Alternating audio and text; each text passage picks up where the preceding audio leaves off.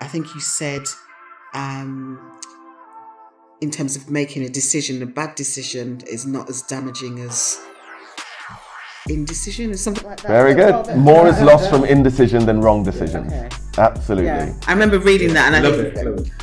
This value I share. I'd rather make a quick decision and it be wrong than miss an opportunity. Agonize thinking, what should I do? Yeah. Procrastination is the problem.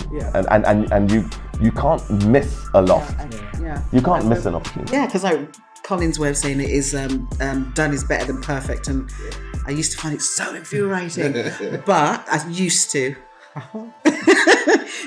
But I just listening to you there, it's so refreshing. Yeah, it's so refreshing. If you've got that mindset, it's going to empower people to take those risks, and everybody's behind you and pivot. If it doesn't go the way you wanted it to go, you're going to pivot to keep it in the right direction for the outcome. All those successful entrepreneurs and the budding entrepreneurs, they need to understand that sometimes the thing where you really do make the money or have a success or have an impact on this world isn't the thing you started off with. Yeah, absolutely. But you've got to be in the game. Yeah. So you could. It's IBM. Yeah. It's not art school. It's that whole story, isn't it? It's like it could be good, could be bad. Everything happens, and it's like until you don't even know. People ask me often, what's your biggest mistake? Yeah. I can't recognize it because you only know something was a mistake retrospectively if it's final. But if you are pivoting, at what point was it? It's just part of the journey.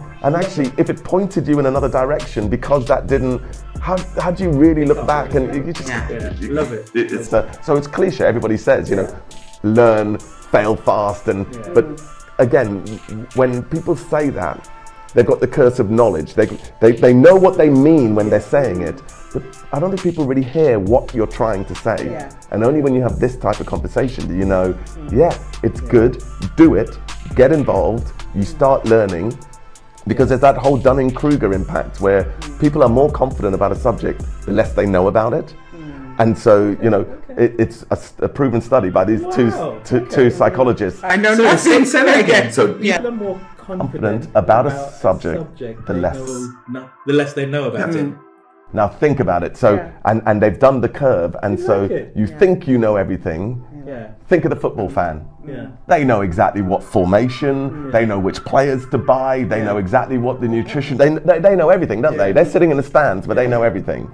Gareth Southgate, they know exactly what he should be doing. Yeah. But until you're there with all of the dynamics, the constraints, the personalities, the injuries, the pressure, the budgets, what the board is telling you, they don't even know what he's not even allowed to disclose. That all of those things, the more you start to learn, you think, there's more to this than I thought. And then you end up in this valley of despair. And even when you continue, your knowledge gets more and more and your skills improve.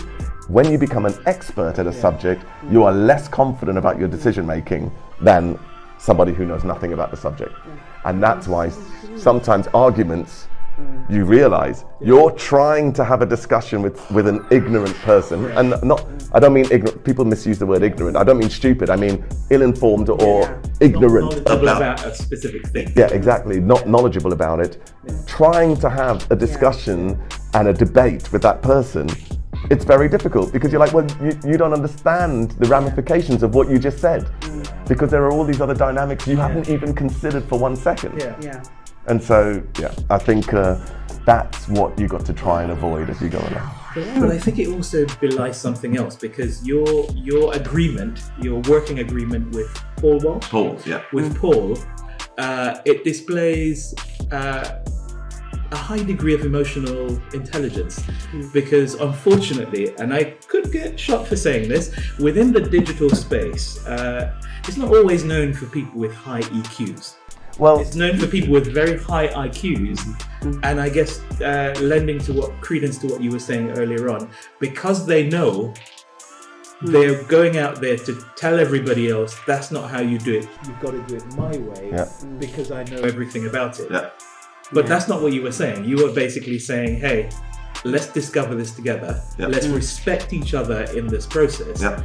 And let's keep the mission, not my ego, not my knowledge, the thing that's at the forefront of our minds. Correct. And when there are challenges, when there are disagreements, let's come up with a process to resolve it for the sake of the mission. For the sake of the mission. And that mission. Wow. And that is refreshing, is it not? Yeah.